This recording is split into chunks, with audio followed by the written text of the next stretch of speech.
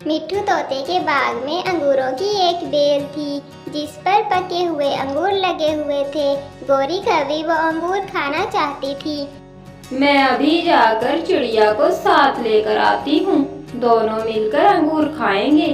अगर पकड़े गए तो मार खाने में भी मेरा हिस्सा बटाएगी। गोरी कभी ये सोचकर चिड़िया के पास जाती है। चिड़िया चिड़िया, तुम कहाँ जा रही हो? मैंने सुना है किसान ने चने की फसल काट ली है। मैं खेत में गिरे हुए चने के दाने ढूंढने जा रही हूँ। नदी के उस पार पके हुए अंगूरों की एक बेल है। उस पर पके हुए अंगूर लगे हुए हैं। हम दोनों वहां जाकर अंगूर खा लेते हैं। अंगूरों का सुनकर चिड़िया खुश हो जाती है। वहाँ कोई खतरा तो नहीं है?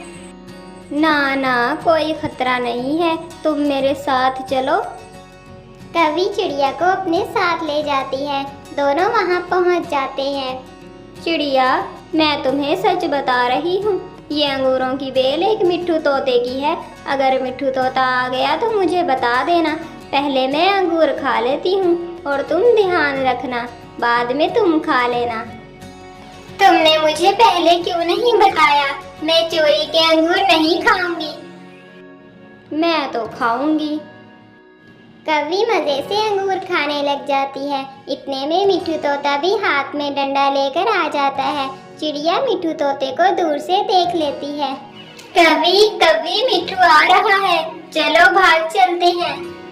मगर कभी चिड़िया की कोई बात नहीं सुनती और अंगूर खाती रहती है। जब तोता करीब आ जाता है तो चिड़िया बेल के पीछे छुप जाती है। तोता पीछे से आकर एक डंडा कभी की पूंछ पर मारता है। चोर चोर, चोरी करती है, मेरे अंगूर चोरी करती है। ना ना, मुझे मत मारना। मेरे साथ चिड़िया भी अंगूर खाने आई है। एक डंडा मुझे मारा है, उसे भी एक मारो। चिड़िया बेल के पीछे से निकल आती है। मिट्ठू मिट्ठू, ये कभी झूठ बोलकर मुझे यहाँ ले आई है। मैंने अंगूर नहीं खाए। नहीं खाए तो बेल के पीछे क्यों छुपी थी? मिट्ठू तोता एक डंडा चिड़िया की पूंछ पर मारता है, फिर दोनों को वहाँ से भगा देता है। कभी तुमने मेरे साथ बहुत बुरा किया है। आज से मेरी और तुम्हारी दोस्ती खत्म हुई। इसीलिए तो मैं तुम्हें अपने साथ लेकर गई थी। मेरे हिस्से का एक डंडा तो तुमने बांट लिया। कभी वहाँ से चली जाती है। इसका पेट तो भर चुका था। वो अपने घर आराम करती है। चिड़िया बेचारी फिर से दाने की खोज में निकल जाती है। अभी कुछ ही दिन गुजरे थे कि चिड़िया कौवी से अपना बदला लेने का सोचती है। फिर चिड़िया एक दिन चील के पास जाती है। चील जी, एक कौवी रोज शाम के बाद आकर आपकी मकई की फसल खाती है। कौन है वो कवि? इसे मेरे पास लाओ। मैं कल उसे अपने साथ ले आऊंगी, मगर आप उसे ही मारना, मुझे कुछ ना कहना। ठीक है, अगर तुम मुझे वो चोर पकड़ा दो तो मैं तुम्हें 3 मकई के भुट्टे दूंगी। दूसरे दिन चिड़िया कवि के पास जाती है और कवि से कहती है, कवि मैं तो दावत खाने जा रही हूँ।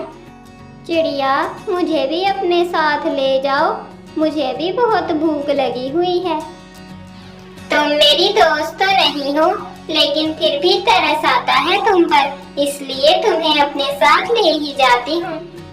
इतना बड़ा मकई का खेत देखकर कवि तो पागल हो जाती है। चिड़िया, क्या मैं यहाँ से मकई खा सकती हूँ?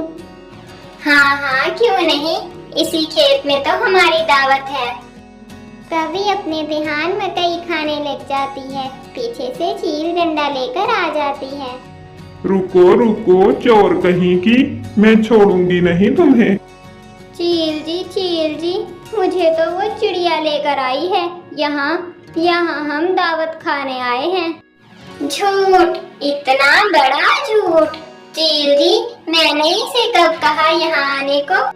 कवि समझ जाती है कि चिड़िया उस दिन का बदला ले रही है।